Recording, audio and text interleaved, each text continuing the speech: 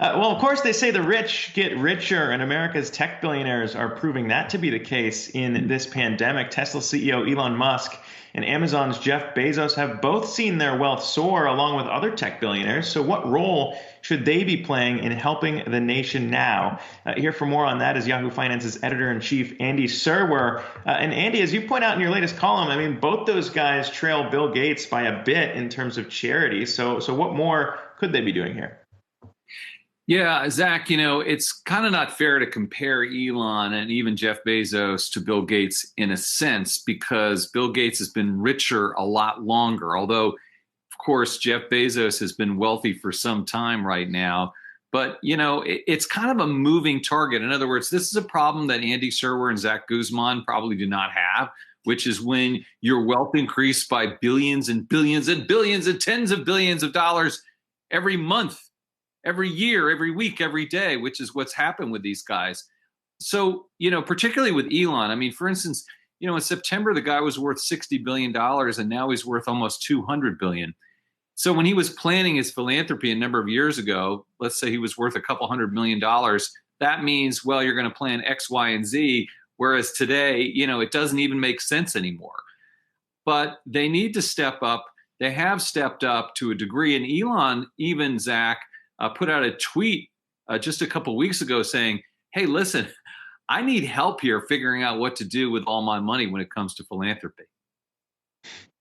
And Andy, to that point about Elon Musk actually asking for help in directing some of his newfound wealth, I'm wondering if philanthropy is even really a reasonable long-term solution to this issue, or if it is going to take policy changes and other solutions out of Washington potentially to enact some of these changes and redistribute this wealth.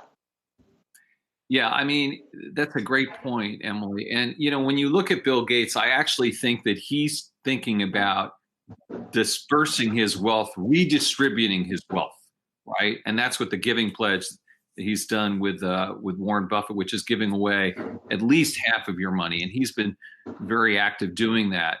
But with people like Musk and Bezos, they're not particularly interested in doing that. They have such great wealth and power through their companies, of course, Amazon and Musk's company for Tesla and all the rest of them, that they've got incredible market and economic power as well.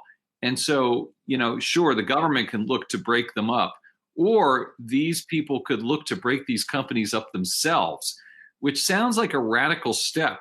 But actually, if you put your ego aside, you guys, I think it's a really great solution, because what it does is it minimizes this concentration of power, and it also would probably provide excess returns for shareholders as well. It is true that you never see CEOs doing this unless their companies are underperforming, and you certainly can't say that about Tesla and Amazon right now. But at some point, to preempt the natural entropy that's going to happen to their companies just when they get too big, and or to actually preempt government action, I really think it's something that these guys and others like Sundar Pichai and maybe even Tim Cook and certainly Mark Zuckerberg should consider. Yeah, and you wonder how much pressure might be added by some of the regulations we're talking about now. Obviously, image matters in that battle and trying to stave off increased pressure to maybe break up some of these companies. And I don't know, individually, on an individual basis, I'm not sure how much more pressure is maybe added in the Bezos situation because of his ex-wife's increasing role in philanthropy as well. I mean, we've seen Mackenzie Bezos Scott do quite a bit of things recently. Yeah, she's a really interesting situation. And, first of all, there's this war between Bezos and Musk as to which one's richer. If Jeff Bezos and Mackenzie Scott had not gotten divorced, they'd be richer by far. I mean, that would be, in excess of $250 billion to towards $300 billion. And so Mackenzie Scott, got divorced from Bezos 2 years ago and now has ended up with $60 billion or so. And she's been giving her money at a very rapid clip and just doesn't want to sit there with it. And actually, I think may have spurred Bezos to do what is apparently the biggest philanthropic gift of 2020, which was $10 billion. So this sort of one-upsmanship, if you will, between two ex-spouses might be really benefiting Americans and people around the world. Interesting stuff.